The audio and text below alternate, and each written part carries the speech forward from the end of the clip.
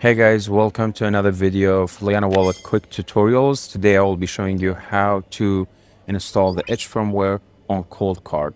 So the main reason that we need to do this is that as of now, which is early December 2025, we still need to use the Edge firmware to be able to use Coldcard with Liana Wallet. Hopefully this will change and make it like much more seamless for the users in the future. So yeah, let me show you how to flash your firmware, or actually install and upgrade your software to the correct version for Liana Wallet. First, you need to have an SD card. So I'm gonna get the SD card connected to my computer using a dongle or an SD card reader. And let's go to this website, coldcard.com/download/edge, which is the official website for Coldcard. There's two models, MK4 and Q, depending on your model. You can choose the correct firmware that you need to download. It will be MK4 for me, so I will be downloading this. And now I need to put it on the SD card. I can copy the firmware to it. We've already done this once, but I will just show you. You can drag and drop it here, and that's it.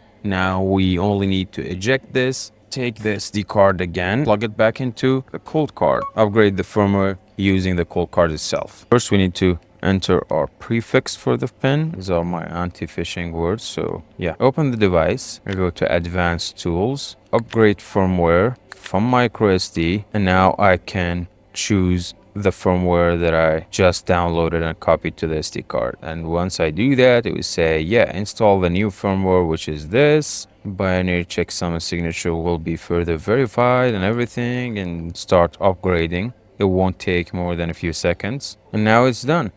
I need to just open it. Version is qualified for use with wallets such as AnchorWatch, Liana, that's us, Nunchuck, and others. Yeah, so this was cool. Let me know if you have any questions in the comments or in our Telegram community, and see you in the next videos.